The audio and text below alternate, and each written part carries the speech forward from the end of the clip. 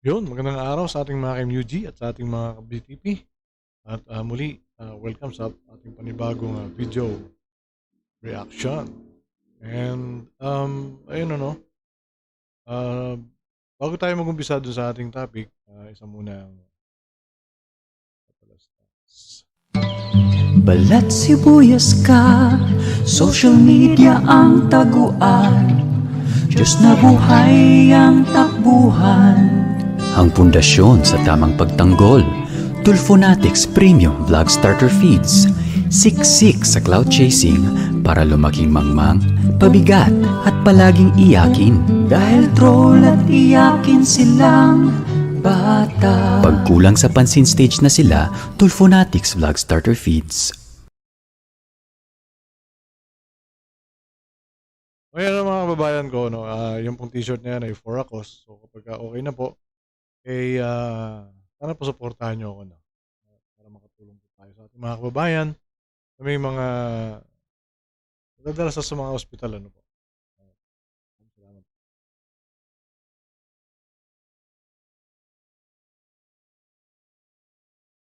Ngayon punta po tayo sa ating topic, no. So dito po, ito po yung resorts na naging nag-viral dun sa Chocolate Hills, ano po, na nagtayo ng resort sa gitna ng mga hills, dun sa mismong Chocolate Hills. At ngayon nga po di umano ay imbestigahan na sa Senado, which is parang hindi naman na dapat kasi kitang-kita naman, no, walang ECC pero nakapagbigay ng business permit ang lokal na pamahalaan. Ano po? So ito yung kadalasang nangyayari, no, sa ating mga lokal na pamahalaan, no. Like dito sa Mariveles. 'Di ba po? Walang ECC pero nakakapag-quarrying, 'di ba? Yun nga lang, play safe ang munisipyo dito. Hindi sila nagbibigay ng business to operate. Business permit meron, business to operate wala. Magkaiba po kasi 'yon. So ito, panoorin po muna natin 'to, bago tayo magkomento. Umani ng batikos ang nag-viral na larawan ng isang resort sa gitna ng Chocolate Hills. Ayon sa mga netizen, hindi makatwira ng paglalagay ng istruktura sa tinaguriang isa. Kasi kung titingnan mo naman, di naman talaga makatwira, no? Kasi ito po ay naka-declare as heritage, no? Isa sa pinaka anong tourist spot dito sa Pilipinas. O, kaya hindi po dapat talaga nilalagyan ng ganyan yan. Nakakapagtaka lang bakit nga nakapagtayo, siguro malakas kay Mayor, malakas kay Gob. Diba? Parang dito lang din sa Maribeles yan. Tuloy. Sa UNESCO And sa Bataan. World Heritage dahil makasisira ito sa kalikasan. Agad naman Ito magkaiba, no? Dito sa ating kasi nangyayari, quarrying at saka reclamation. Ano po? Kagaya ng nangyayari sa Agwawan, quarrying, reclamation. Pero, isa po kasi yan sa DENR, no? Nagtataka rin ako dito sa DENR, paano nakakapag-operate yung mga ganito nang hindi nakakakuha sa kanila ng ECC?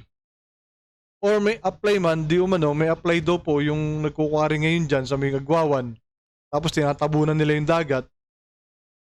May apply daw, di umano ayon lang po sa aking source, na taga doon mismo sa Agwawan, sa Seaman, nag-a-apply pa lang daw po ng ECC, pero ang ginagawa nila, binawasak na nila yung bundok, tinatabunan na nila yung dagat. So, makatarungan po ba yun? Di ba hindi? ang nakaabot sa kaalaman ng Department of Environment and Natural Resources o DNR ang issue. Kaya ipinag-utos na nito ang pagpapasara sa resort. Magsasagawa rin ng So inspeksyon. ito, pinasara. Kasi, nag-viral na. Ano po? Nag-viral na eh. Pero kung hindi yan nag-viral, meron kasing isang nag-swimming doon. So, vlogger siya. In-upload niya sa kanyang social media account. So, sumikat. Okay? Sumikat yung vlog niya. Kaso, ganito nangyari. Pero anyway, thank you na rin sa kanya. Kasi nga, nagkaroon ng action ng dahil sa pagkaka-upload niya. Okay?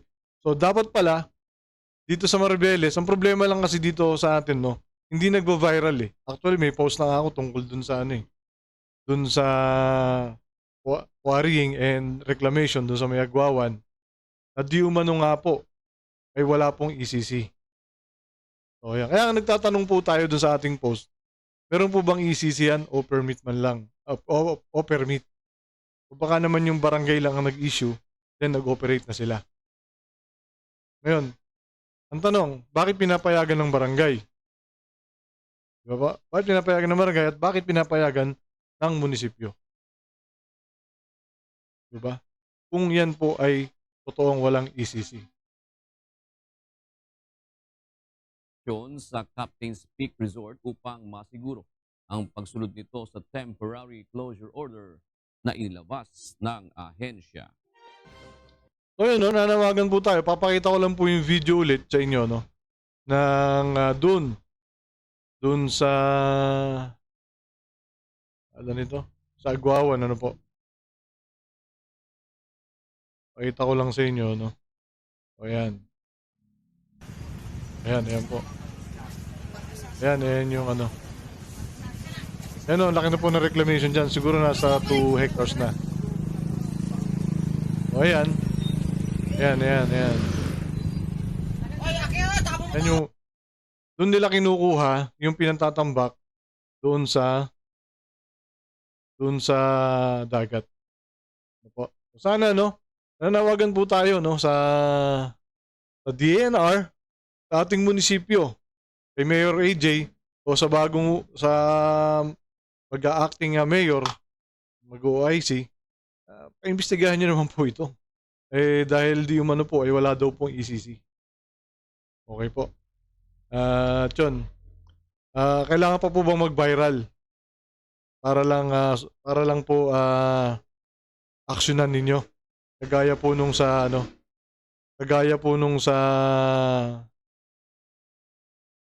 Bohol. Ano po? Iba to kasi to resorts, yun, reclamation and quarrying. So, ang tanong nga po ng mga taga-Sisiman, meron po bang ECC? Baka nga po hindi nyo rin in-issuehan to ng permit operate. Diba? Para safe kayo dyan sa munisipyo. So yun lang naman po at mga kababayan ko, no, sa Maribeles at sa mga ka-BTP. Siyempre sa atin po mga kabatas at ka-UB, no. Sana matulungan nyo rin kami dito na mapaayos tong namin, bayan namin. Ano po. Sa ating mga kabatas, sa ating mga ka-UB.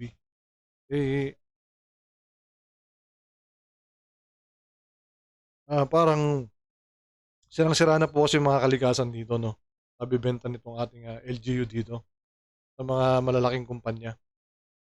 At sana tulad nito, no, lahat ng mga illegal dito na na di umano ay mga illegal na quarrying at reclamation mapaimbestigahan. Kung sakali nga pong wala silang ECC, sana po maipasara na. Ipatigil na. Kawawa naman po yung mga residente dito sa barangay na ito. Yun lang po. Maraming salamat po sa inyo at syempre huwag na pong kakalimutan na saan tayo mabuhay sa mundo. Gamit natin sa tama. Maraming salamat.